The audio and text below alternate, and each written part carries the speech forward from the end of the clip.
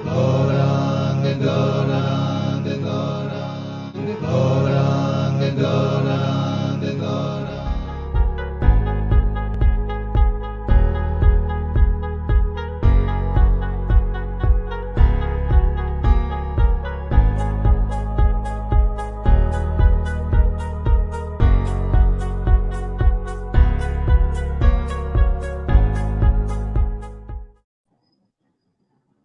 Hello, Hare Krishna, Namaste, and a very good evening to all of you. I am Chintan Dr. Tolaram Devani from Second Year Pre Medical, and I am the hostess along with Ms. Pooja Devani in this live session. So, first of all, I want to say a big thank you to Young Hindu Welfare Association who gave me this wonderful and precious chance to come and say something. It's a very big honor for me. Thank you so much, and a warm welcome to all of you. जैसा कि आपने माजी के तमाम sessions में देखा होगा कि यंग हिंदू वेलफेयर एसोसिएशन एक गैर सियासी और एक गैर सरकारी तंजीम है जिसका कयाम 1987 में हुआ। यंग हिंदू वेलफेयर एसोसिएशन का मकसद है कि इंसान की जिस्मानी और रूहानी मदद करना बगैर किसी जात पात के फर्क के। यंग हिंदू वेलफेयर एसोसिएशन ने बेशुमार ब्लड कैंप्स लगाए हैं जिनके जरिए वो थैलेसीमिया, कैंसर और मुख्तलिफ मरीजों को खून की फराहमी करते हैं। इसके अलावा वो जरूरतमंद मरीजों को मुफ्त में दवाएं देते हैं, बेवा औरतों को घर बैठे रोजगार देते हैं, गरीब और नौजवान लड़कियों की शादियां कराते हैं और इससे बढ़कर यंग हिंदू वेलफेयर एसोसिएशन मुख्तलिफ तकरीबात और आगाही मुहिम के जरिए लोगों में सेहत के मुतालिक अवेयरनेस पैदा करती है। लेकिन इन सब से ज्यादा यंग हिंदू वेलफेयर एसोसिएशन लोगों में धर्मी तालीम भी देती है जिसके जरिए लोग ज्यादा से ज्यादा अपने धर्म को जान सकें। इसके लिए वो हर साल जून जुलाई की छुट्टियों में बच्चों को हिंदी और गुरुमुखी की तालीम देते हैं। इसके अलावा भगवत गीता की तालीम देना और हर साल एक बहुत बड़ा इवेंट किया जाता है जिसका मकसद भी यही होता है कि हमारी आज की जनरेशन को अपने धर्म की नॉलेज मिले। इस बहुत बड़े इवेंट में बच्चे बढ़ चढ़कर हिस्सा लेते हैं और इससे न सिर्फ लोगों का बच्चों का जज्बा बढ़ता है बल्कि उन्हें अपने धर्म की नॉलेज भी मिलती है और वो ज्यादा से ज्यादा शास्त्र पढ़ते हैं और उन्हें अपने धर्म की नॉलेज मिलती है। So moving forward, let's move to our live session. So जैसा कि आप सब जानते हैं कि हमारे आज के लाइव गेस्ट जो हैं वो चेलाराम प्रभु हैं जिनका दीक्षित नाम है रामानंद राय दास। तो उनका मैं आपको एक ब्रीफ इंट्रोडक्शन कराती चलूं। रामानंद राय प्रभु ने 17 फेब 2000 के अंदर दीक्षा ली थी और उनके गुरु हैं श्रीला मधुसूदन बापू जी और जिनकी वो नित्य सदैव सेवा करते हैं वो है राधा वृंदावन चंद्र। रामानंद राय प्रभु का शुरू से एक ही मकसद रहा है और वो है अपने गुरु महाराज और कृष्ण को प्रसन्न करना। श्रीला मधुसूदन बापू जी जो कि उनके गुरु हैं वो उनसे बहुत ही प्रसन्न है। श्रीला जैसा कि हमने भगवत गीता में भी देखा है कि भगवान श्री कृष्ण कहते हैं कि जो मेरे ज्ञान को मेरे बारे में लोगों को बताता है उससे ज्यादा प्रिय ना मुझे कोई था ना है और ना आगे होगा। रामानंद राय प्रभु के जीवन का भी यही मकसद है कि वो अब कृष्ण भक्ति को कृष्ण प्रचार को लोगों में फैलाते हैं। उन्होंने न सिर्फ कृष्ण भावनामृत को अपने घर तक महदूद रखा बल्कि वो जगह जगह जाकर सत्संग और कीर्तन करते हैं जिससे से ज्यादा लोग भक्ति से जुड़ सके। असल में एक व्यक्ति के जिंदगी का यही मकसद होना चाहिए कि वो अपने धर्म की नॉलेज लोगों तक पहुंचाए और रामानंद राय प्रभु के जीवन का भी यही लक्ष्य है। जब रामानंद राय प्रभु पाकिस्तान में थे तब भी वो हर जगह जाकर सत्संग कीर्तन करते थे ताकि हमारे लासी समाज में ज्यादा से ज्यादा लोगों को कृष्ण के बारे में पता चले। वो यंग हिंदू वेलफेयर एसोसिएशन का भी शुरू से ही साथ देते आए हैं। जब वो यहाँ थे तब भी वो उनकी हर तकरीबात हर कैंप में हर चीज में उनका साथ देते थे क्योंकि वो इस बात को जानते हैं कि यंग हिंदू वेलफेयर एसोसिएशन का भी यही मकसद है कि लोगों को ज्यादा से ज्यादा अपने धर्म की नॉलेज मिले और वो कृष्ण भक्ति से जुड़े ताकि वो भी कृष्ण की प्राप्ति कर सकें। तो अब हम आगे बढ़ते हैं। मिस पूजा रामानी से मैं रिक्वेस्ट करूंगी कि वो अब जो है वो अपना लाइव सेशन को आगे कंटिन्यू करें और आगे क्वेश्चंस को पूछें। Hare Krishna, myself Mrs. Pooja Govinda Damani. यकीनन चिंतन आपने बिल्कुल ठीक कहा। रामानंद प्रभु वाकई उन भगवान के भेजे हुए कुछ बंदों में से एक हैं जिन्हें भगवान सेलेक्ट करते हैं हमें सीधा रास्ता दिखाने के लिए। मैं रिक्वेस्ट करूंगी कृष्ण भाईजान कृष्ण लाल प्रभु से काइंडली वो हमें रामानंद प्रभु की तरफ ले जाएं ताकि हम अपने सेशन को आगे बढ़ाएं। हरे कृष्णा रामानंद प्रभु। हरे कृष्णा। कैसे हैं आप? मैं एकदम बापूजी और वृंदावन चंद्र की कृपा से ठीक हूँ और बहुत एक्साइटेड हूँ कि मैं बहुत समय के बाद यंग बिंदु हेल्पर एसोसिएशन के प्लेटफॉर्म पे मुझे वापस आने का अवसर मिला है। बहुत अच्छा लग रहा है मुझे। आशा करता हूँ सभी ठीक होंगे। हरे कृष्णा। आपने अपने बिजी शेड्यूल में से हमें इतना टाइम दिया। अपने प्रोग्राम को आगे बढ़ाते हुए मैं आपसे अपना पहला क्वेश्चन करना चाहूंगी। रामानंद प्रभु, सबसे पहले आप हमें बताएं, हमारे सनातन धर्म के बारे में बताएं कि सनातन धर्म है क्या, इसका मतलब क्या है, ये कितना पुराना है बेसिकली, और सनातन धर्म से रिलेटेड हमारे जो शास्त्र हैं उनके हवाले से आप हमें बताएं। एक्चुअल में देखा जाए तो सनातन धर्म का अर्थ है शाश्वत, सदैव रहने वाला, जो कल भी था, आज भी है और कल भी रहेगा, जो कभी समाप्त नहीं हो सकता। और सनातन धर्म में हमारे जो आचार्य हैं, वेदव्यास मुनि के बाद जो गुरु परंपरा के द्वारा आए, उन्होंने हमें एक वैदिक फिलॉसफी, जैसे वेद पुराण उपनिषद शास्त्र, ये सब हमें प्रदान किए हैं, जो कि हमें एक आइडियल जीवन जीने के लिए बहुत अच्छा मार्गदर्शन करते हैं। और उनकी मार्गदर्शन में चलकर हम अपने जीवन को अपने लिए और समाज के लिए भी बहुत कल्याणकारी बना सकते हैं। तो सनातन धर्म सदैव रहने वाला, शाश्वत, कभी ना खत्म होने वाला है और बहुत ही सुंदर इसकी फिलॉसफी और लॉजिक है, जिसको समझकर, इस पर चलकर आज पूरी दुनिया में करोड़ों लोग अपने जीवन को सफल बना रहे हैं। तो हम लोग बहुत भाग्यशाली हैं कि हमें सनातन धर्म में जन्म लेने का अवसर मिला है। इस हमें पूरा पूरा लाभ लेना चाहिए। हरे कृष्ण।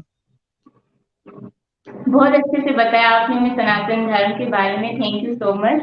रामानंद प्रभु, जैसे कि अभी चिंतन ने आपके बारे में हमें इंट्रोड्यूस करवाया, आप शुरू ही से उत्तर ही से भक्ति के कामों में ज्यादा इंटरेस्टेड हैं।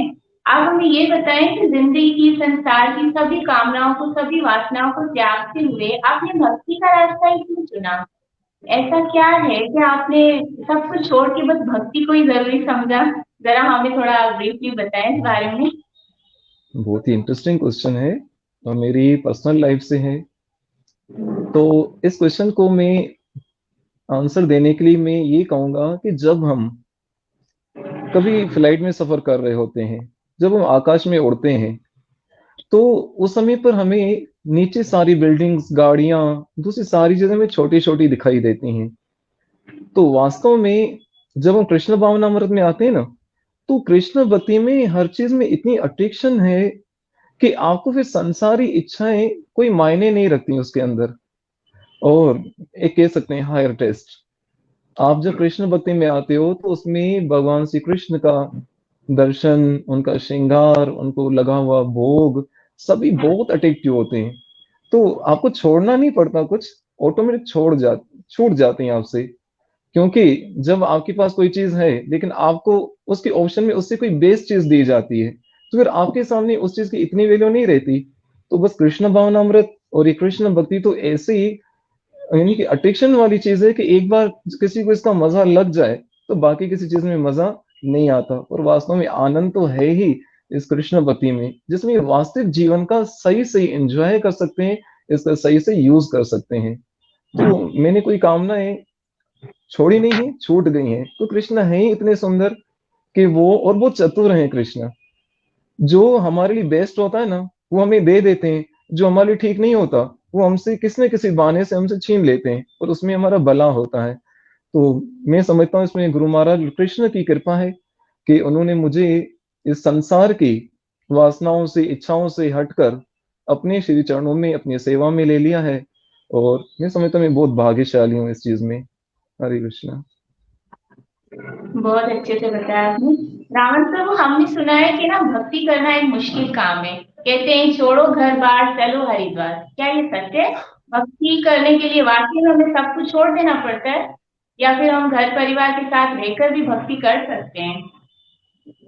एक्चुअली ये लोगों के माइंड में एक गलत धारणा बैठी हुई है कि भक्ति करो, सब छोड़ो, जैसे अभी आपने कहा छोड़ो सब घर परिवार, चलो हरिद्वार।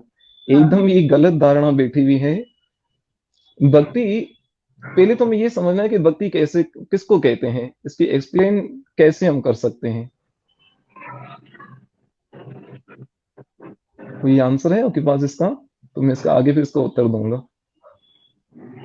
आप हमें बहुत अच्छे से इसका आंसर दे सकते हैं, काइंडली आप ही हाँ बताएं में भक्ति है चलो क्या? ठीक है। तो पहले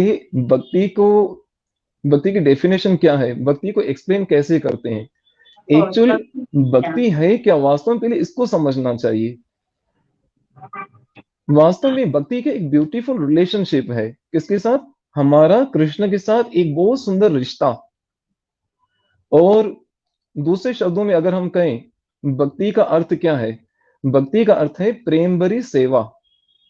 और मैं नहीं समझता हूं कि कृष्ण भक्ति करने के लिए आपको घर बार सब छोड़ना पड़ता है। मैं समझता हूं आप अपने समाज के प्रति और भी जिम्मेदार बन जाते हो। जब आप कृष्ण भक्ति में आते हो तो अपने परिवार को छोड़ना तो अलग बात, मैं समझता हूँ वसुदेव कुटुंबकम, सारा संसार आपका परिवार बन जाता है। और अब जहां भी जाते हो सब आपको अपना दिखता है, क्योंकि सबके अंदर कौन है? कृष्ण है। और हम जब कृष्ण का उपदेश, कृष्ण की शिक्षाएं, उनकी टीचिंग्स लोगों तक लेकर जाते हैं तो वो हमें अपना समझना शुरू कर देते हैं। तो मैं नहीं समझता हूँ कि घर बार छोड़कर हमें हरिद्वार जाने के लिए किसी शास्त्र में या किसी गुरु ने कहा हो। एक्चुअल में भक्ति एक प्रैक्टिकल लाइफ है, और परफेक्ट रिस्पॉन्सिबल पर्सन जो होता है ना, वो कृष्ण भक्त ही हो सकता है, जो संसार की और साथ में समाज की भी जिम्मेदारियों को पूरा करता है। तो मैं समझता हूँ कुछ छोड़ने की जरूरत नहीं है, कुछ ऐड करने की जरूरत है, और वो है हमारे कृष्ण, उनकी आज्ञाओं को। मेरे ख्याल में तो ये बहुत बेस्ट है कि हम अपने जीवन में कृष्ण को ऐड करें, कुछ छोड़े नहीं। हरे कृष्णा। आगे हमें ये बताएं कि जो भक्ति की राह पे चल पड़ते हैं, क्या उनको कोई हार्डन नहीं आती? जैसे संसार की कोई भी चीज हम हासिल करना चाहें, सपोज कोई सीए करना चाहते हैं या एमबीबीएस मास्टर, उनको पता है कि उनको लाइफ में कितनी सारी डिफिकल्टीज को फेस करना पड़ रहा है, लेकिन जो भक्ति की राह पे चल पड़ते हैं, क्या उनके लिए कोई प्रॉब्लम नहीं आती? एक्चुअल में देखा जाए तो संसारी तौर पे संसारी काम करने में बहुत सारी डिफिकल्टीज आ सकती हैं, परंतु कृष्ण भक्ति करने में कोई डिफिकल्टी हमारे जीवन में फील हो ऐसा मुझे नहीं लगता। क्योंकि एक बहुत सुंदर एक लाइन में मैं आपको कहूं कि ये कृष्ण भावना अमृत का जो सफर है ना, इसमें आप एक कदम कृष्ण की तरफ बढ़ाओ, बाकी के जो 99 जो स्टेप्स है ना, वो कृष्ण आपके पास चलकर आते हैं। तो इसमें कोई डिफिकल्टीज नहीं। और कृष्ण भगवद गीता में स्वयं कहते हैं कि जो अनन्य भाव से, भगवद गीता में कृष्ण कहते हैं अनन्यास चिंतयन्तो माम ये जन प्रिय उपासते तेषाम ये अभियुक्त नाम योगक्षेम वहां हम। भगवान श्री कृष्ण श्लोक में कहते हैं जो अनन्य भाव से मेरी भक्ति करते हैं, उनकी जो जरूरतें होती हैं उनको भी पूरा करता हूँ, जो कुछ उनके पास है उसकी रक्षा भी करता हूँ। तो दोनों तरह की जिम्मेदारी अपनी भक्ति कृष्ण अपने ऊपर ले लेते हैं। तो कृष्ण भक्ति में फिर हमें किसी से डरने की जरूरत नहीं, कोई हमें इस तरह की कोई कठिनाई नहीं आती, क्योंकि उसमें कृष्ण हमारे साथ होते हैं। और हर स्टेप पर, हर पग पर कृष्ण हमारा मार्गदर्शन करते हैं, गुरु के माध्यम से या तो हमारे हृदय में परमात्मा के स्वरूप में। तो कोई कठिनाई आती भी है तो कृष्ण उसको अपने ऊपर ले लेते हैं और भक्त को तो निहाल कर देते हैं उसमें। हरे कृष्णा। बहुत अच्छी बात कही आपने कि भगवान हमारी सारी परेशानियां, कठिनाइयां अपने ऊपर ले लेते हैं।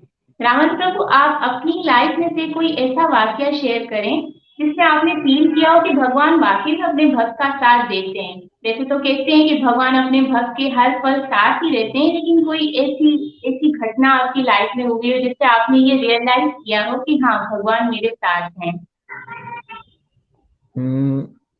इस क्वेश्चन का आंसर अगर मैं दूं तो मैं नहीं समझता हूँ मेरे जीवन का शायद ही कोई ऐसा पल हो जिसमें कृष्ण ने मेरी हेल्प ना की हो, किसी भी बहाने से, किसी भी तरह से। पर मुझे ये अच्छे से याद आ रहा है, मैं दो तीन अपनी पास्ट मेमोरीज को आपके साथ शेयर करूं कि जब हम लोग उत्थल में आश्रम बनाने जा रहे थे तो वो टाइम पे हम लोग सब ऑलमोस्ट टीन एजेस के लड़के थे। तो उस टाइम पे सबसे कठिनाई थी कि इतने बड़े बड़े सीनियर लोग बैठे हैं, उनके बीच में जाकर हम इतने बड़े आश्रम की या कृष्ण भावना अमृत के लिए हम कैसे बात करेंगे। तो मुझे अच्छे से याद है कि उस बड़ी पंचायत के अंदर इतने सारे लोगों के बीच में मुझे खड़ा किया गया कि आप इनके साथ ये पूरा अपना भाव शेयर करो कि हम ऐसे आश्रम बनाना चाहते हैं, कृष्ण भावना अमृत की स्थापना करना चाहते हैं। तो वो टाइम पे मैं एकदम डरा हुआ था कि अब क्या होगा। लेकिन एक चमत्कार देखिए, वो टाइम पे मुझे अच्छे से याद है कि हमारे जो मुखी साहब थे वहां के श्यामलाल जी, तो उनकी हमारे पर बहुत सपोर्ट और उनका बहुत आशीर्वाद रहा वहां पर।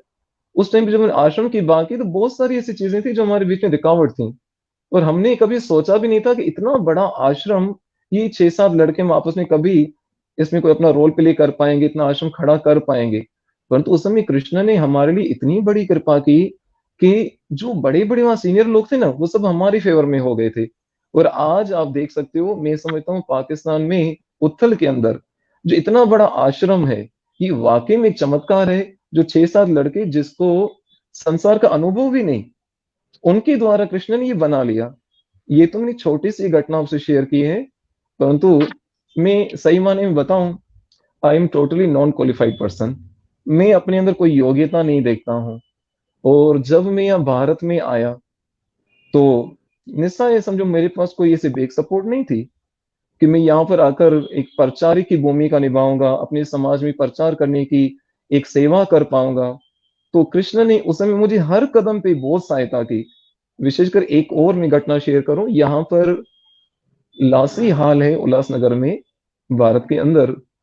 वहां पर एक बार हमारे लासी समाज में फर्स्ट टाइम भागवत सप्ताह रखी गई, और ये सेवा के लिए उन्होंने मुझे चुना।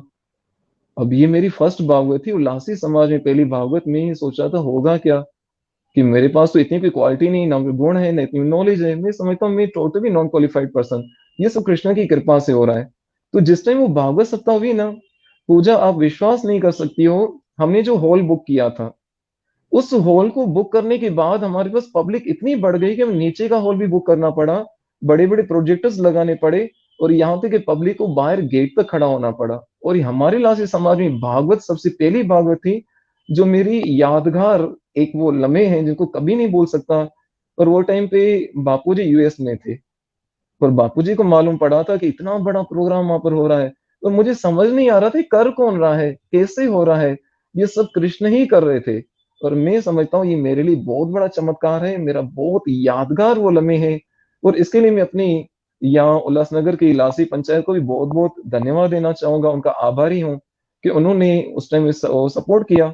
और आज भी लासी पंचायत की तरफ से एवरी सैटरडे हमारे लासी हाल में श्रीमद् भगवद गीता की क्लासेस होती हैं, इसमें मुझे पूरा सपोर्ट है। और बस लॉकडाउन की वजह से इसको हम थोड़ा कंटिन्यू नहीं कर पाए, लेकिन बहुत अच्छा लग रहा है कि मैं बहुत टाइम के बाद सोशल मीडिया का लाभ लेकर आप लोगों के साथ ये अपने भाव शेयर कर रहा हूँ। तो मैं समझता हूँ कृष्ण ने मुझे हर पग पर मेरी सहायता की, ऐसी बहुत सारी मेमोरीज हैं। तो मुझे लगता है कि वो अगर मैं सुनाने बैठ जाऊंगा ना तो आपका टाइम पूरा हो जाएगा।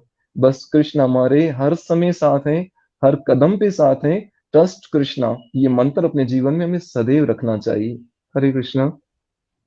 वाकई में बहुत ज्यादा इंटरेस्टिंग और मोटिवेशनल स्टोरी है आपकी। इस बात से वाकई में साबित हो रहा है कि अगर हम भगवान की तरफ एक कदम बढ़ाते हैं तो 99 स्टेप भगवान खुद हमारी तरफ बढ़ाते हैं। बस शर्त ये है कि हम शुरुआत करें। बहुत अच्छे से आपने ऑफ बताया। कोर्स। रामानंद प्रभु, मेरा नेक्स्ट क्वेश्चन है आपसे कि पंच तत्वों से बना हुआ ये शरीर, हमें इसके बारे में इतना तो पता है, काइंडली आप हमें शरीर, आत्मा और परमात्मा के बीच में थोड़ा सा डिफरेंस बताएं कि एक्चुअली ये सब है क्या। बहुत लॉजिकली क्वेश्चन है। एक्चुअली इसको अच्छे से समझने के लिए हमें श्रीमद् भगवत गीता का सेकंड चैप्टर और श्रीमद् भागवत महापुराण के तीसरे स्कंद में सांख्य योग को पढ़ना पड़ेगा, अगर विस्तार से इसको हम समझना चाहें। फिर भी थोड़े से शब्दों में अगर मैं कहूँ, जैसे अभी आपने ही बताया कि शरीर हमारा क्या है, पंच तत्वों से बना, यानी 5 एलिमेंट्स से बना है। जी। पृथ्वी, जल, अग्नि, वायु और आकाश, इन 5 चीजों से हमारी मटेरियल बॉडी बनी है। पर ये फॉर टाइमिंग हमें मिली है, ये नाशवान है। हाँ, लेकिन इस शरीर का एक बहुत बड़ा फायदा है कि इस मनुष्य शरीर से ही हम कृष्ण को प्राप्त कर सकते हैं। और भागवत में तो यहां तक वर्णन आता है कि जो देवता है ना, उन देवताओं को भी इस मनुष्य शरीर में आना पड़ता है कृष्ण को प्राप्त करने के लिए। और वो देवता भगवान से प्रार्थना करते हैं कि यदि हमारे पुण्य कर्म कुछ बाकी बचे हो तो इस धरती पर हमें मनुष्य शरीर में हमें जन्म मिले, क्योंकि इसी मनुष्य शरीर से हम कृष्ण को प्राप्त कर सकते हैं। तो पहली बात, शरीर क्या है? ये 5 तत्वों से बना हुआ एक पुतला है, 5 एलिमेंट से बना हुआ है, फॉर टाइमिंग है और नाशवान है, जिसका लाभ बहुत बड़ा है। सेकंड आपने पूछा आत्मा, उसके लिए भगवान श्री कृष्ण भगवद गीता में स्वयं कहते हैं 15 चैप्टर में, ममेव अंशो जीवलोके जीवभूत सनातनः, कि जितने भी जीवात्मा हैं, भगवान श्री कृष्ण कहते हैं वो सब मेरे शाश्वत अंश हैं। तो आत्मा उस परमात्मा का अंश है, और इसी आत्मा के कारण हमारा ये पंच तत्वों का शरीर कार्य करता है। और ये आत्मा क्या है? शाश्वत है, सदैव रहने वाली है। इसकी जो भगवद गीता के 2nd चैप्टर में भगवान श्री कृष्ण ने बहुत अच्छे से एक्सप्लेन किया है। और ये आत्मा जब तक शरीर में रहती है तो ये शरीर काम का है, लेकिन जैसे ही आत्मा शरीर से निकल जाती है तो शरीर बेकार हो जाता है। तो ये आत्मा सनातन है और भगवान का शाश्वत अंश है। और तीसरा आपने पूछा परमात्मा, तो परमात्मा भगवान का ही एक स्वरूप है जो कि हर जीव आत्मा के हृदय में उपस्थित है। और बैठकर क्या करते हैं? हमारे हृदय में परमात्मा बैठकर हमें ये मार्गदर्शन करते हैं कि हमारे जीवन के लिए क्या अच्छा है, क्या बुरा है। पर फर्क ये है कि जो अच्छे लोग होते हैं या कृष्ण भक्त होते हैं, जो कृष्ण को फॉलो करते हैं, उनकी आज्ञाओं पर चलते हैं, वो कृष्ण की उस आवाज को सुन लेते हैं। उस परमात्मा स्वरूप में जो कृष्ण हमारे हृदय में बैठे हैं, उनकी आवाज को सुन लेते हैं और अपने जीवन को सुखमय आनंदमय बना लेते हैं और अच्छी राह पर चल पड़ते हैं। परंतु जो लोग अपनी इच्छाओं के कारण उस कृष्ण की उन आवाज को नहीं सुन पाते और उनकी आवाज को अवॉइड कर देते हैं, तो परमात्मा भगवान का एक स्वरूप है, आत्मा उस परमात्मा की शाश्वत अंश है, जिसके कारण ये शरीर काम कर रहा है। और शरीर ये 4 टाइमिंग है, 5 एलिमेंट से बना है और नाशवान है। तो इस चीज को हमें बहुत अच्छे से समझना चाहिए। ये बेसिक नॉलेज है। जैसे भगवत गीता में अगर कहा जाए ना, तो सोल ऑफ द साइंस, आत्मा का ज्ञान सिखाया गया है। जब तक इसको नहीं समझेंगे ना, तो जीवन का हम कोई भी कार्य अच्छे से नहीं कर पाएंगे। तो इस चीज को समझना बहुत जरूरी है। तो शॉर्टकट में तो मैं इतना ही इस विषय में कह सकता हूँ। बाकी विस्तार में भगवद गीता का 2nd चैप्टर और श्रीमद् भागवत महापुराण के 3रे स्कंद को हमें जरूर पढ़ना चाहिए, और ये हमारे जीवन के लिए बहुत जरूरी है। हरे कृष्ण। थैंक यू, आपने बहुत अच्छे से शरीर, आत्मा और परमात्मा के बारे में डिफरेंस बताया। यकीनन इसे सुन के भी काफी सारे लोगों के माइंड में जो कंफ्यूजन होती है आत्मा और परमात्मा को लेकर, वो दूर हो चुकी होंगी। रामानंद प्रभु, ये हमें ये बताएं कि शरीर और आत्मा इन दोनों के प्रति हमारी क्या रिस्पॉन्सिबिलिटीज हैं? भगवान ने हमें किस लिए बनाया है? मतलब शरीर के लिए हम ऐसा क्या करें और हमारी आत्मा खुश हो ऐसा हम क्या करें? देखिए, आपने कहा कि हम ऐसा क्या करें कि हमारी आत्मा खुश हो, प्रसन्न हो, या हम प्रसन्न रह सकें। आपको मैं एक उदाहरण देता हूं। जैसे कहीं पर अग्नि जल रही हो और उस अग्नि से, उसमें से कुछ लिपटें, कुछ चिंगारियां उड़ती हैं, पर वो चिंगारी उस अग्नि से जो अलग हो जाती है तो क्या बन जाती है? वो राख बन जाती है। फिर ना उसे भोजन बना सकते हो, ना उससे आप कोई तपस्या प्राप्त कर सकते हो। तो इसी प्रकार ये जो आत्मा है, ये परमात्मा का अंश है। ये जब तक भगवान की सेवा में नहीं लगेगा तब तक ये सुखी रह ही नहीं सकता। जिस प्रकार मैं अभी एग्जांपल दी कि वो अग्नि की जो चिंगारी है, जैसे अग्नि से अलग हो जाती, किसी काम की नहीं रहती, ऐसे जब हम आत्मा, हम उस परमात्मा से अलग हो जाते हैं तो हम किसी काम के नहीं रहते। और आज हमारे दुखों का जो कारण है ना, उसका कारण यही है कि हम परमात्मा को भूल चुके हैं। अगर वास्तव में हम सुखी रह सकते हैं, रहना चाहते हैं, सुखी रहना चाहते हैं, तो हमें इस शरीर और आत्मा को कृष्ण की सेवा में लगाना पड़ेगा। जैसे वो अग्नि की चिंगारी उस अग्नि का पार्ट है, ऐसे ही ये जो आत्मा है, इसके लिए चैतन्य महाप्रभु ने बहुत सुंदर एक समझाया है। उसे पूछा गया कि जीव की वास्तविक स्थिति क्या है, तो चैतन्य महाप्रभु ने कहा है, जीवेरे स्वरूप नित्य कृष्णदास। जीव क्या है? वो सदैव से कृष्ण का दास है, और दास होने के नाते हमें कृष्ण की सेवा करनी चाहिए। आप संसारी तौर पे भी देखें, आप जब संसारी तौर पे किसी की हेल्प करते हो, किसी की सेवा करते हो, तो आप अपने अंदर में एक खुशी फील करते हो। और इसी तरह यदि इस शरीर और आत्मा को कृष्ण की शाश्वत सेवा में लगाया जाए तो हम कितने प्रसन्न रह सकते हैं। तो मैं समझता हूं इस शरीर और आत्मा का राइट यूज ये है, इसको हम मात्र अपने भोगों के लिए, अपनी इच्छाओं के लिए ना जिए, बल्कि इसको कृष्ण की सेवा में लगाएं, तो हम सदैव सुखी रह सकते हैं। जैसे वो चिंगारी वाली को एग्जाम्पल दी, बहुत अच्छी एग्जाम्पल, इसे हम समझ सकते हैं। तो कृष्ण के साथ जुड़कर हम सुखी रह सकते हैं, उसके बिना हमारा अस्तित्व नहीं है, हम कभी खुशी नहीं रह सकते, कभी खुशी को प्राप्त नहीं कर सकते। जी, हरे कृष्णा। स्वरूप नित्य कृष्णदास, बहुत अच्छे से आपने समझाया। रामानंद प्रभु, अभी आप हमें ये बताएं कि भगवान ने हमें बनाया क्यों है, आखिर हमारा इस संसार में आने का मकसद क्या है, हमारे जीवन का लक्ष्य क्या है। एक्चुअल बहुत लॉजिकली क्वेश्चंस हैं आपके, और इनको एक्सप्लेन करने के लिए हमें बहुत समय चाहिए, पर हमारे पास जो लिमिटेड समय है उसमें उसको शॉर्ट टर्म में समझने का प्रयास करते हैं। पहली बात आपने पूछा, अभी आपने एक क्वेश्चन में 3 क्वेश्चन पूछ लिए हैं। पहला कि शरीर, एक बार आप सवाल अपना रिपीट करेंगे, मुझे और थोड़ा इजी होगा एक्सप्लेन करने में। क्वेश्चन है कि हमारा इस दुनिया में आने का मकसद क्या है, भगवान ने हमें क्यों भेजा है दुनिया में। पहली बात तो आपने कहा कि भगवान ने हमें इस दुनिया में क्यों भेजा है, तो जी। ये एकदम, इसको थोड़ा मैं करेक्ट कर दूं, भगवान ने हमें नहीं भेजा है।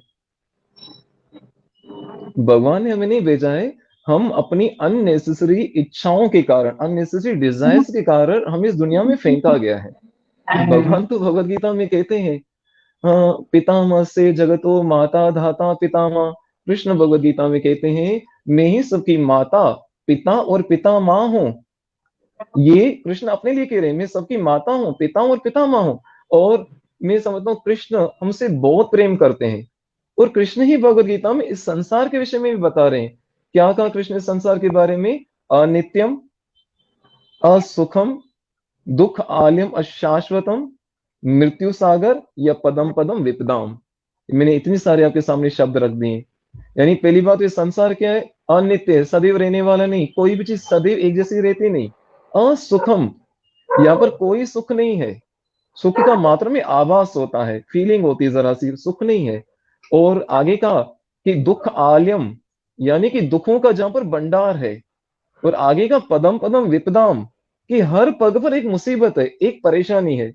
तो मैं आपसे ये क्वेश्चन पूछता हूं कि क्या भगवान, क्या जो हमसे बहुत प्रेम करते हैं, क्या ऐसी जगह पे हमें भेजेंगे? आप बिल्कुल कभी कहेंगे ना, बिल्कुल नहीं, कभी नहीं, क्योंकि हमसे बहुत प्रेम करते हैं। एक संसारी माँ हमसे इतना प्रेम करती है, वो हमें ऐसी स्थिति में नहीं देख सकती, तो कृष्ण हमें ऐसी स्थिति में कैसे भेजेंगे? एक्चुअल में हमारी अननेसेसरी इच्छाओं के कारण हमें इस संसार में भेजा गया है। नहीं तो, जैसे मैंने पहले क्वेश्चन में इसको क्लियर किया कि हम भगवान के शाश्वत अंश हैं, ममेव अंशो जीवलोके, हम भगवान के शाश्वत अंश हैं। तो हमें फिर कहाँ रहना चाहिए? हमारी सही जगह कहाँ है? वो सही जगह है भगवान के साथ, भगवान के लोक में। और भगवान का लोक कैसा है, उसके बारे में भी कृष्ण कहते हैं, न तद्भास्यते सूर्यो शशंका न पावका, यत गत्वा अनिवर्तन्ते तद धामम परम मम। कि वो मेरा परम धाम, जहाँ न सूर्य के न चंद्रमा के प्रकाश की जरूरत है, और जहां पर एक बार कोई आ जाए तो उसको पुनः इस संसार में, इस दुखों के सागर में आना नहीं पड़ता। तो हमें इस संसार में हमारी अननेसेसरी इच्छाओं के कारण प्रकृति के द्वारा भेजा गया है। अब इस शरीर से हमें क्या करना चाहिए? इसका पूरा लाभ लेना चाहिए। इस शरीर के द्वारा हम कृष्ण की आज्ञाओं को सुने, जो कि भगवत गीता में हमें दी है, जिसको गुरु महाराज के द्वारा हम सुनकर कृष्ण के इंस्ट्रक्शन के अनुसार अपना जीवन चलाएं, तो हम वापस कृष्ण लोक में जा सकते हैं। और मैं समझता हूँ ये सबसे राइट यूज होगा हमारे इस मनुष्य जीवन का, और इसी में ही हमारा परम कल्याण है। तो मैं समझता हूँ कि ये बहुत अच्छा है। हर चीज को एहसास होना चाहिए, हम दुखों के घर में है, तो कृष्ण में बुलाना चाहते हैं, कृष्ण में अपने लोक में बुलाना चाहते हैं। इसकी भी मैं और एक्सप्लेन कर दूं, इसकी साक्षी क्या है? कृष्ण समय समय पर स्वयं भी अवतार लेकर आते हैं भक्तों की रक्षा करने के लिए, और हम जैसे बोले भटके लोगों को बुलाने के लिए बार बार अपने प्रतिनिधि, अपने जो उनके प्रिय भक्त हैं, यानी हमारे गुरु महाराज, उनको भेजते हैं कि हम जैसे जीवों को कृष्ण का उपदेश सुनाएं, उनको याद कराएं कि हम इस संसार में रहने के लिए नहीं है, हमारा असली घर तो कृष्ण का लोक है। हमें उस घर में जाने की तैयारी करनी चाहिए। भक्ति के द्वारा भगवान की आज्ञाओं को फॉलो करने के साथ हम उस भगवान के लोक को प्राप्त कर सकते हैं। मैं समझता हूँ कृष्ण हमसे बहुत प्रेम करते हैं और उसके साक्षी हमारे गुरु महाराज जैसे बापू जी, शिला भक्ति पास, शिला प्रभुपाद जी या ऐसे अन्य वैष्णव जो हमें कृष्ण की तरफ भेजने में हमें सपोर्ट करते हैं। तो मैं समझता हूँ ये बहुत अच्छा है, हर किसी को इसका एहसास होना चाहिए कि हम सदैव संसार में रहने नहीं आए हैं, तो हमें संसार से निकलने का प्रयास करना चाहिए। हरे कृष्ण।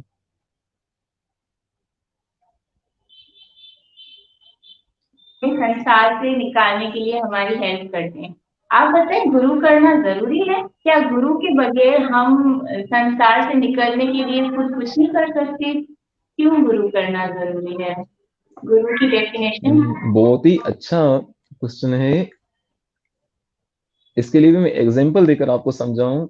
एक व्यक्ति किसी बहुत बड़े गहरे कुएं के अंदर गिर गया हो, बहुत गहरे कुएं के अंदर गिर गया हो, क्या वो स्वयं उस कुएं से बाहर निकल सकता है? नहीं निकल सकता है। नहीं निकल सकता।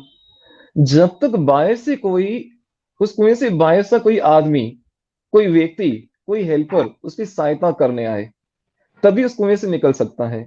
और इस संसार को भवकूप कहा गया है, यानी भय का कुआं है, ये अंधकार का कुआं है जिसमें हम अपनी मर्जी से, अपनी शक्ति से बाहर नहीं निकल सकते।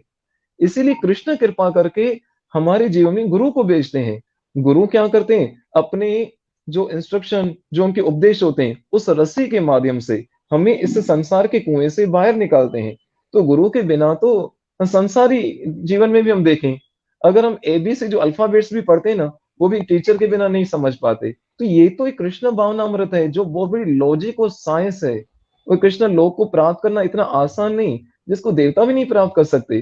तो ऐसे स्पिरिचुअल जो हमारी जर्नी है, जो ये सफर है, उसके लिए हमें गुरु पहले पहले जरूरी है कि गुरु के द्वारा ही हम सही रास्ते पे और शॉर्ट टाइम में कृष्ण के पास पहुंच सकते हैं। अपनी मर्जी से हम कभी भी कोई भी कार्य नहीं कर सकते। और स्पिरिचुअल लाइफ में तो गुरु करना पहले ही जरूरी है। गुरु वास्तव में है क्या?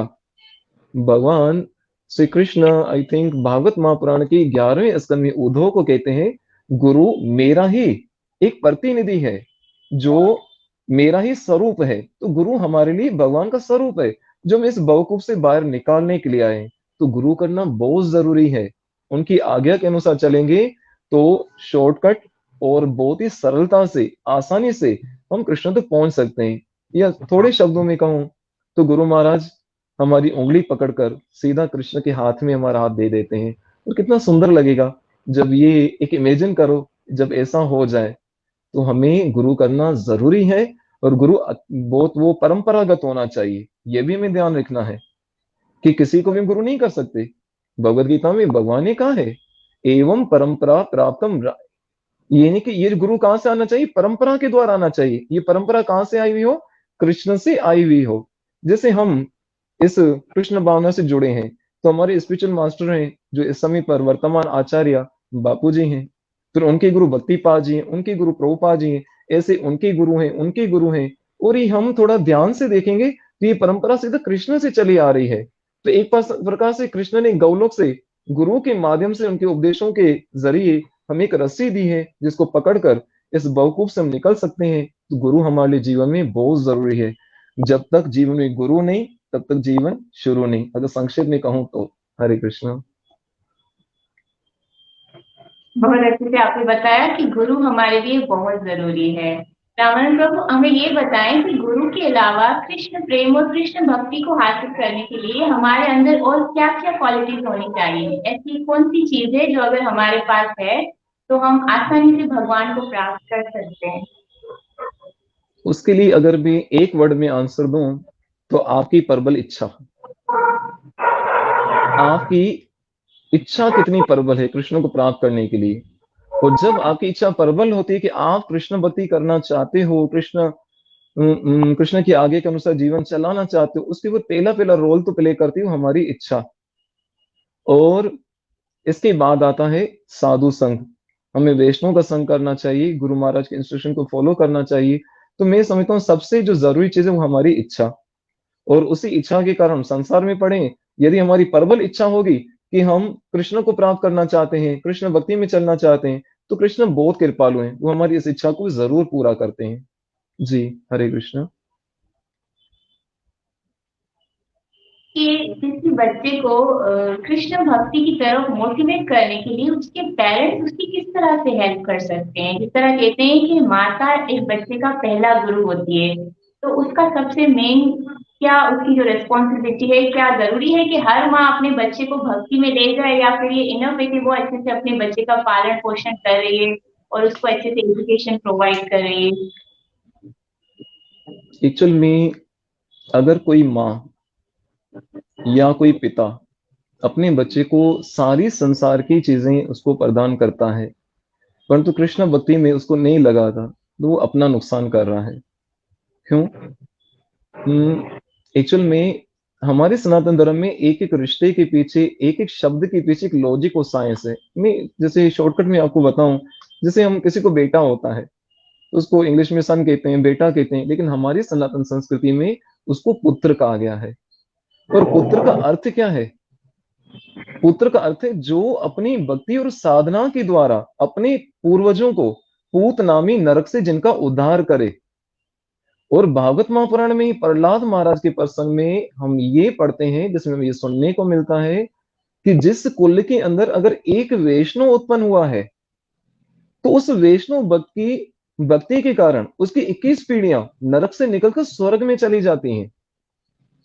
तो जब तक कृष्ण भक्ति आप नहीं देंगे, संसारी सारी इच्छाएं उसको पूरी कर रहे हैं, तो ये हम अपने आप का नुकसान कर रहे हैं, समझो अपने पांव पे कुल्हाड़ी मार रहे हैं।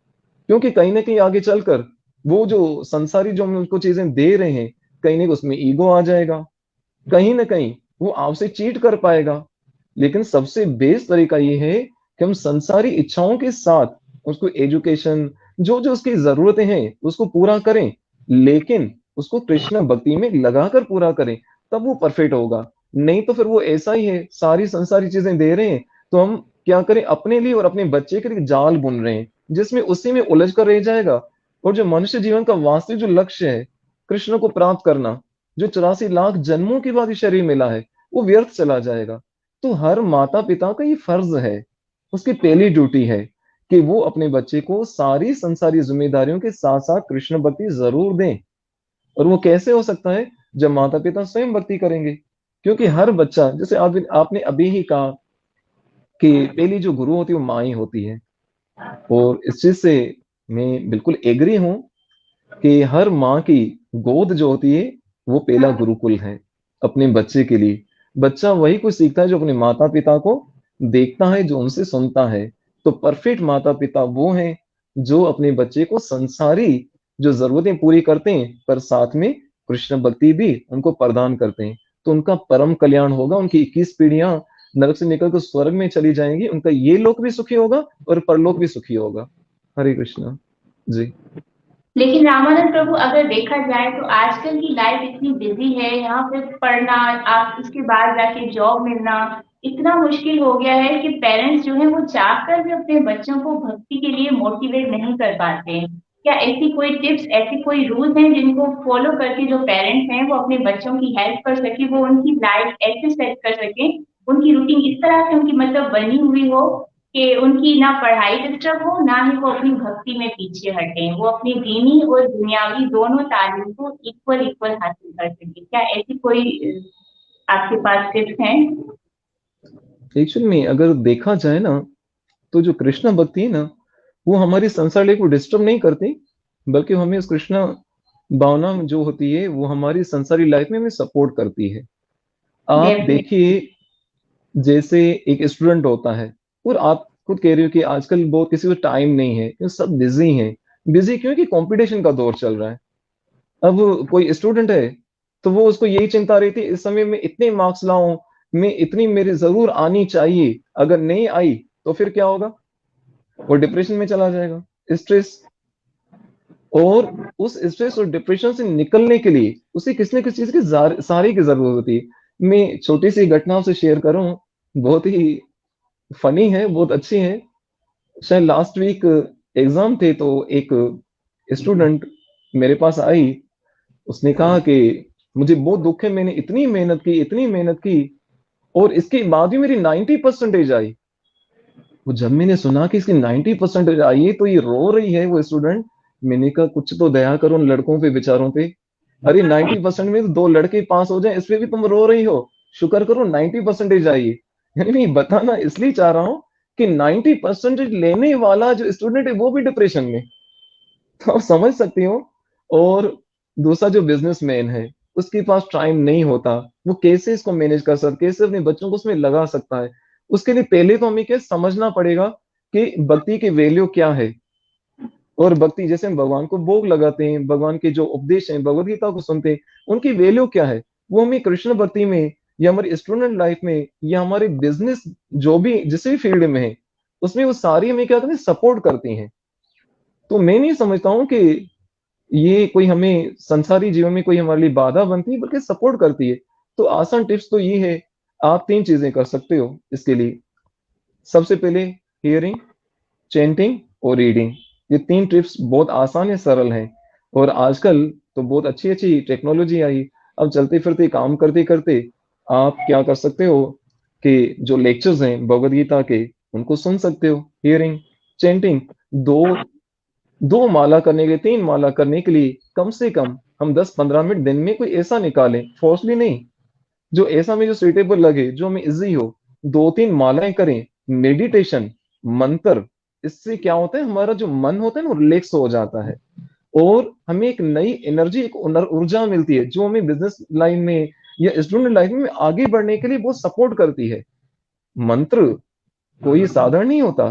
मंत्रों के जो शब्द होते हैं उसमें एक हमें एक ऊर्जा की प्राप्ति होती है, तो ये हमें सपोर्ट करती है। तो हम ये आसान टिप्स तो ये हैं, हम कृष्ण के जो भगवत गीता के उपदेश हैं, हम ऐसे वैष्णव के द्वारा उन लेक्चर्स को सुन सकते हैं। 2-3 मालाओं के लिए टाइम निकाल सकते हैं और भगवत गीता को रीड कर सकते हैं। तो मुझे नहीं लगता इसके लिए बहुत पूरा ज्यादा टाइम देना पड़ेगा। मैं समझता हूँ कि आधा घंटा भी बहुत है, लेकिन ये आधा घंटा उन 24 घंटों पे भारी रहेगा जो अब संसारी स्ट्रगल में आप व्यतीत करने जा रहे हैं, तो ये आपको बहुत सपोर्ट करेगा।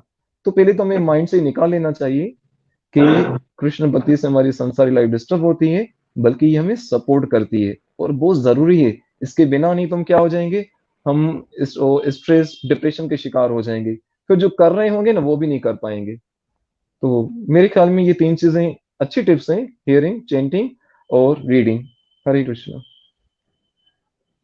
जी बिल्कुल सही आपने कहा, हियरिंग, चैंटिंग एंड रीडिंग। लेकिन रामानंद प्रभु, रीडिंग की जब बात आती है तो हमारे सनातन धर्म में ऐसे बहुत से वेद, पुराण, उपनिषद ग्रंथ हैं। इन सबको तो आजकल की बिजी लाइफ में हम नहीं पढ़ सकते।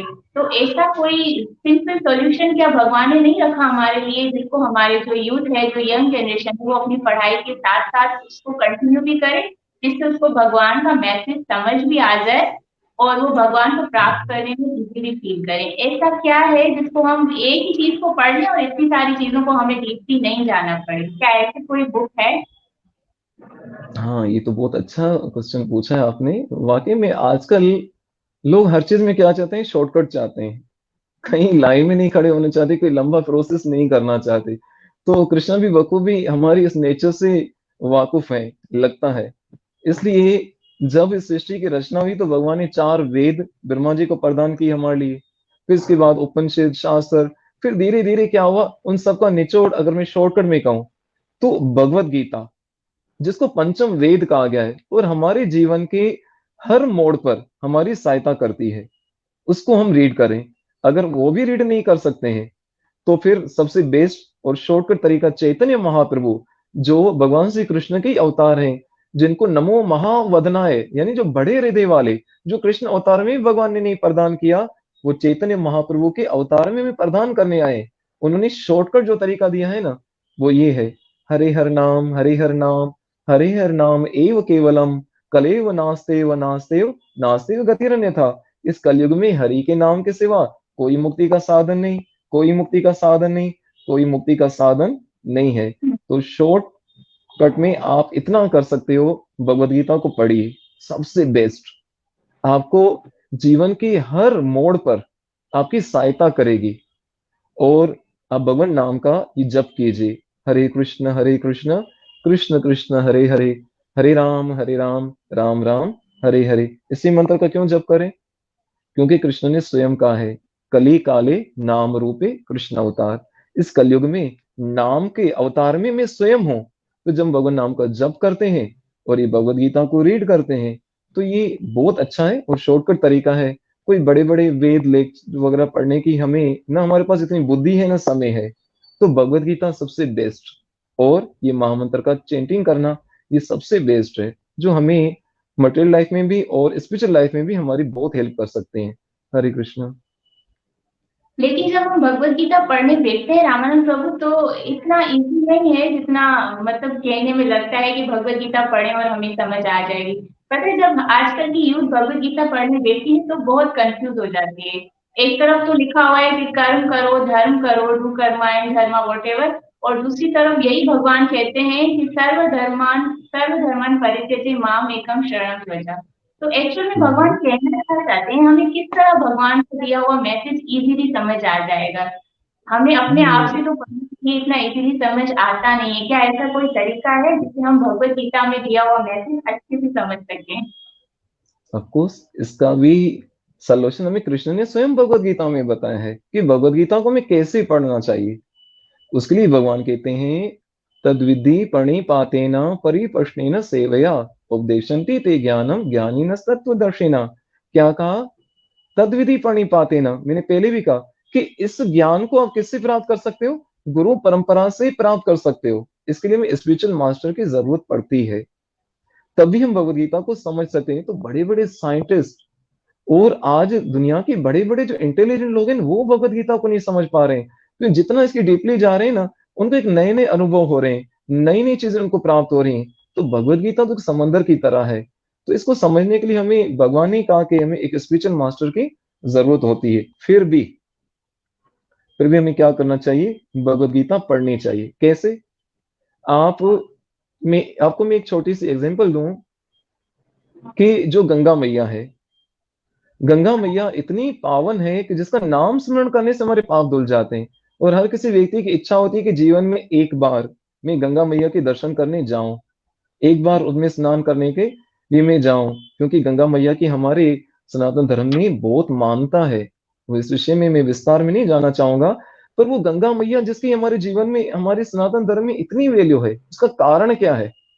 क्योंकि वो गंगा मैया भगवान श्री कृष्ण के चरणों से निकली है। और हमें विश्वास है कि गंगा मैया में जब हम स्नान करते हैं तो हमारे सारे पाप धुल जाते हैं। जबकि हमें गंगा मैया की इस इंपॉर्टेंस की नॉलेज नहीं है, लेकिन फिर भी स्नान करने से वो हमारे पापों को धो डालती है। तो जो गंगा मैया भगवान श्री कृष्ण के चरणों से निकली है, जिसको अनजाने में उसको सिमरण करने से या उसमें स्नान करने से भी हमारे पाप धुल जाते हैं, तो ये भगवत गीता। हाँ, लेकिन उस गंगा मैया में स्नान करने के लिए आप हरिद्वार नहीं जा सकते हो, क्योंकि हर किसी के बस की बात नहीं, हर किसी के पास ऐसी सिचुएशन नहीं होती।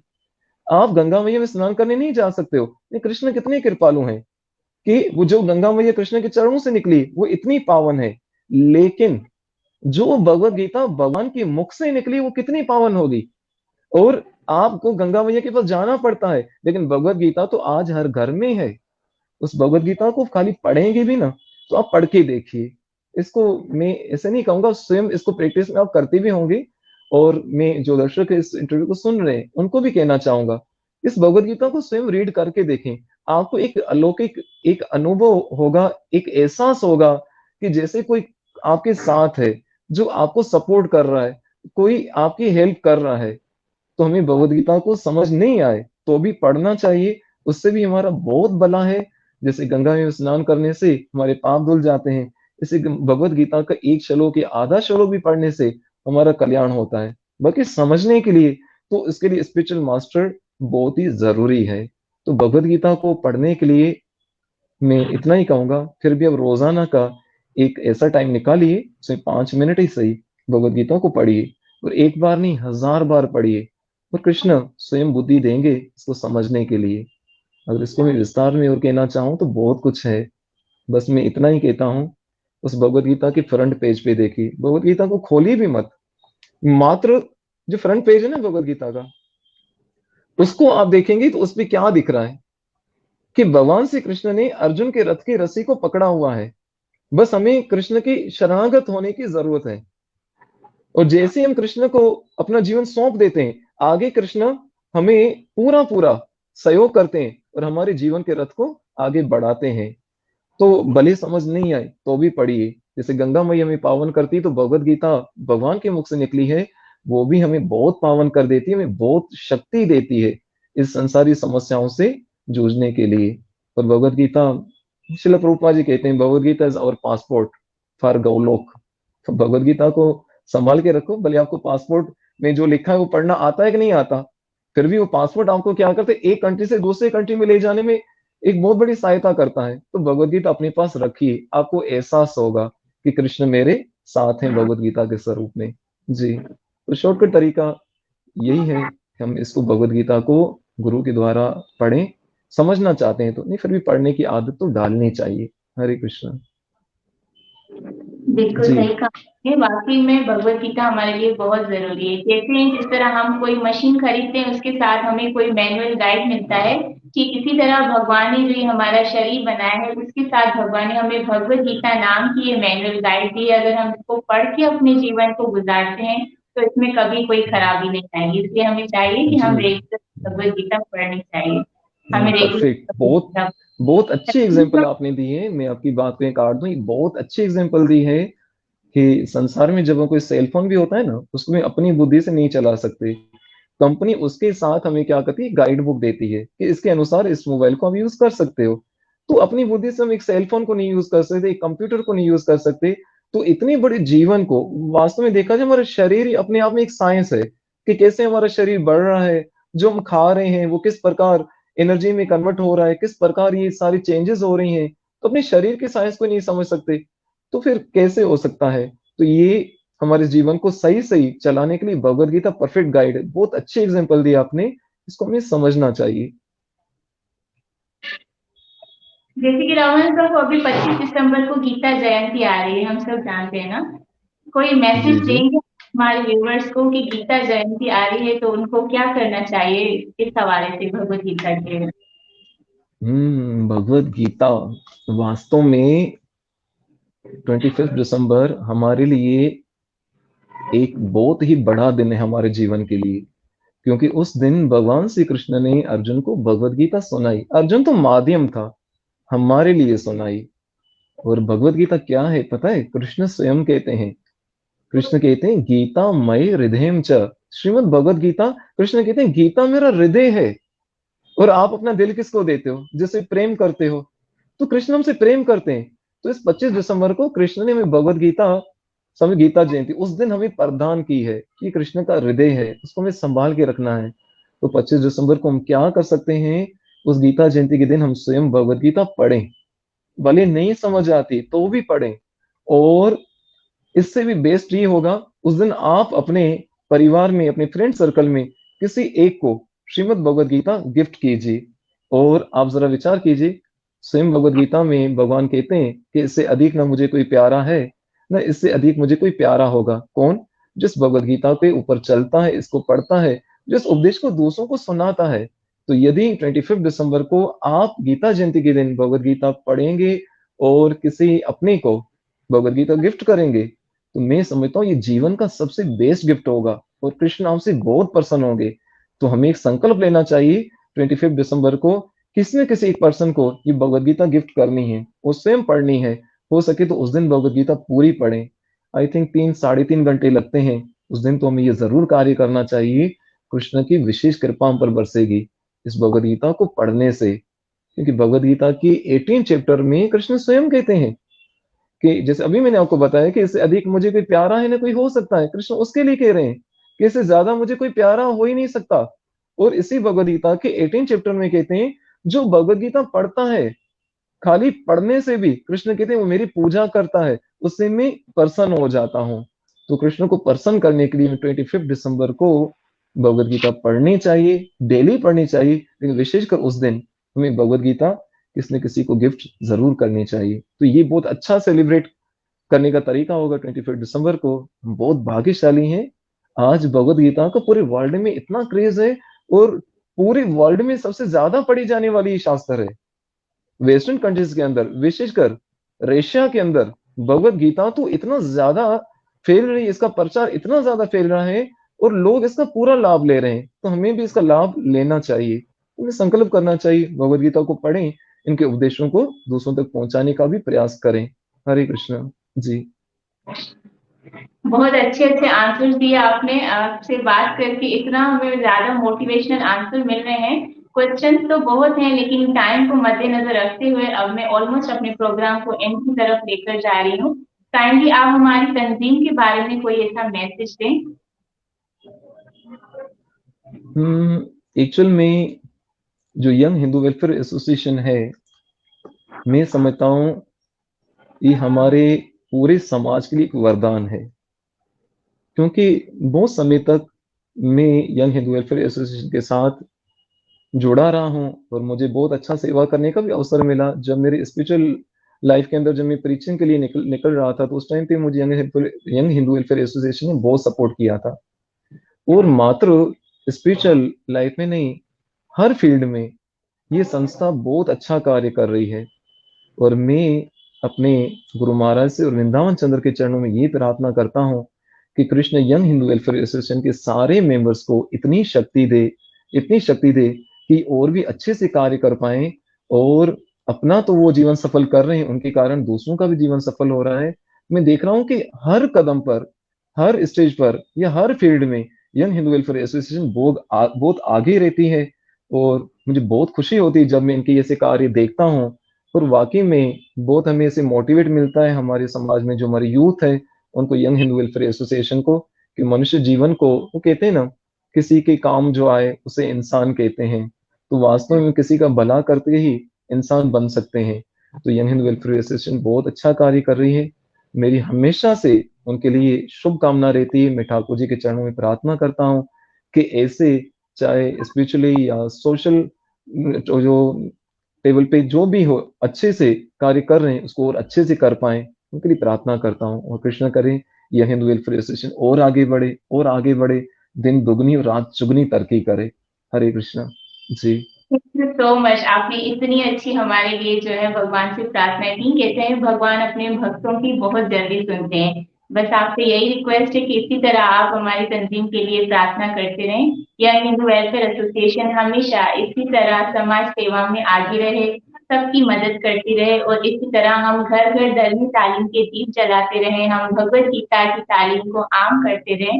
काइंडली भगवान से हमारे लिए यही प्रार्थना करते रहे। Thank you so much. बिल्कुल। और अंत में मैं जरूर ये कहना चाहूंगा, मुझे बहुत अच्छा लगा आज यंग हिंदू वेलफेयर एसोसिएशन के इस सोशल मीडिया के प्लेटफॉर्म पर आकर, क्योंकि बहुत समय के बाद मुझे आप लोगों से जुड़ने का अवसर मिला। और आशा करता हूँ कि आगे भी मैं आपके साथ इसी तरह जुड़ा रहूंगा। और जहां पर मेरी स्पिरिचुअल लाइफ में जो मेरा अनुभव है, जो एक्सपीरियंस है, उससे अगर मैं किसी की हेल्प कर पाऊँ तो ये मेरे लिए सौभाग्य होगा।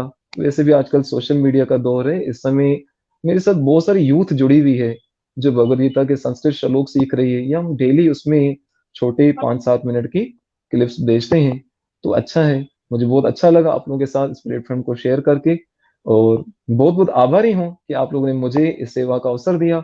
बहुत बहुत धन्यवाद आप सबका, बहुत बहुत धन्यवाद। और कृष्ण करे आप लोग ऐसे आगे बढ़ो और आगे बढ़ो और आगे बढ़ो। Hare Krishna. Hare Krishna. Thank you so much Ramanand Prabhu, और थैंक यू सो मच सारे व्यूवर्स। आपने इतने अच्छे से, इतने इंटरेस्ट से आज का सेशन सुना। यकीनन हमारा जो आज के सेशन है वो आप सबके लिए बहुत ज्यादा मोटिवेटिव रहा होगा। हमारे लिए आशा करती हूँ मैं कि इसी तरह आप हमारे सारे सेशन को इंटरेस्ट से सुनते रहेंगे। टाइम की नज़ाकत को देखते हुए अब हम अपने प्रोग्राम को पूर्ण करने के लिए आगे बढ़ाने की इजाजत चाहते हैं। हरे कृष्णा।